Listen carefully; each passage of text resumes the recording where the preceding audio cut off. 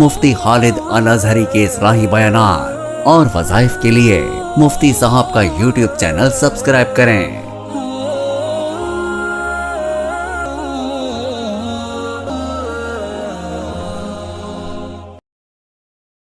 نحمده ونصلي ونسلم على رسوله الكريم اما بعد فاعوذ باللہ من الشیطان الرجیم بسم اللہ الرحمن الرحیم۔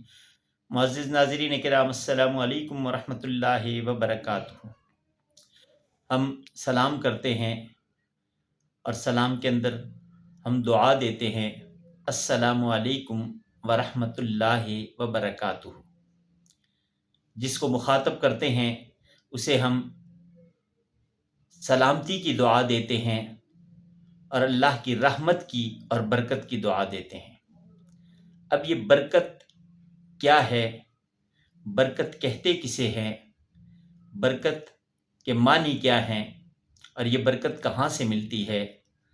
تو قرآن کریم میں اللہ تبارک و تعالیٰ فرماتے ہیں، تبارک الذی بیدہ الملک۔ برکتیں اللہ کی طرف سے ہیں جس کے قبضہ قدرت میں یہ جہان ہے۔ اور دوسری جگہ تبارک اسم ربک کا، اللہ کے اسم کے ساتھ، تیرے رب کے نام کے ساتھ برکت ہے۔ تو اللہ تبارک و تعالیٰ نے برکت کو اپنے نام میں رکھا ہے اور اپنی ذات میں رکھا ہے۔ برکت کیسے ملے گی؟ برکت کے حصول کے لیے چند کام کرنے ہیں۔ ان میں سے سب سے پہلا کام یہ کہ جسے برکت کی طلب ہو، برکت کی جستجو ہو، وہ تقوی اختیار کرے۔ تقوی ایسی چیز ہے، یہ اللہ کے قرب کا ذریعہ ہے۔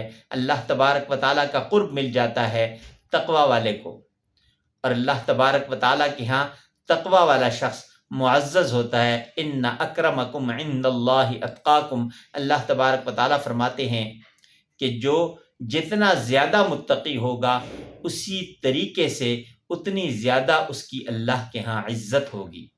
تو اللہ کے ہاں عزت کے حصول کے لیے تقوی اختیار کرنا ہے، اور تقوی باعث برکت ہے۔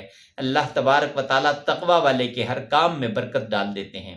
برکت کثرت کو نہیں کہتے، بلکہ برکت اس چیز کو کہتے ہیں جو فائدے کا باعث ہو۔ اس چیز میں اللہ فائدہ ڈال دیں، اس چیز کے اندر اللہ تبارک و تعالیٰ سکون ڈال دیں، یہ برکت ہے۔ برکت کے حصول کا ایک ذریعہ اللہ کا ذکر بھی ہے، جیسے تبارک اسم ربک، میں نے کہا اللہ تبارک و تعالیٰ فرماتے ہیں کہ اللہ کے نام میں برکت ہے۔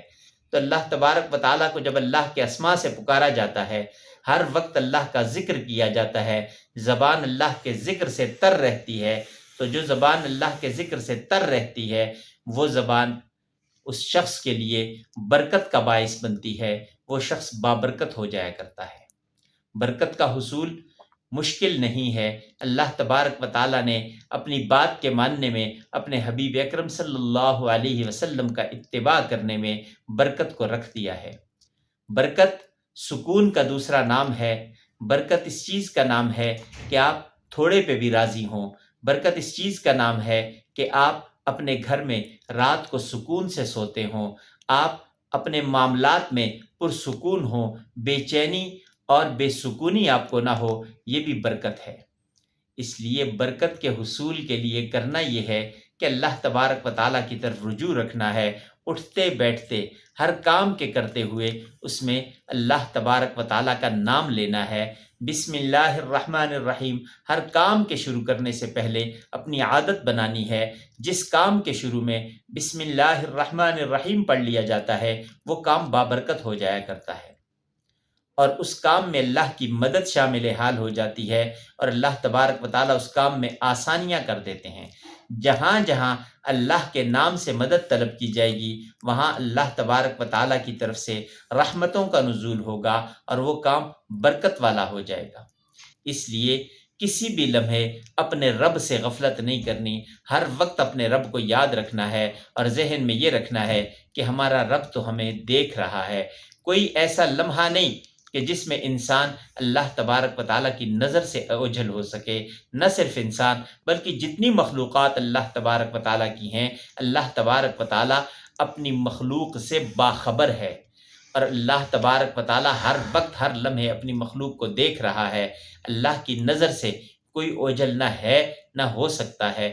جب ہمیں یہ معلوم ہے کہ اللہ تبارک و تعالیٰ ہر وقت ہماری طرف متوجہ ہیں، تو اللہ تبارک و تعالیٰ کی اس توجہ کو رحمت کے ذریعے، برکت کے ذریعے اگر ہم حاصل کریں گے تو ہماری دنیا کامیابی والی ہوگی، اور دنیا جب کامیابی والی ہو گئی تو آخرت کو بھی اللہ تبارک و تعالیٰ سنوار دیں گے۔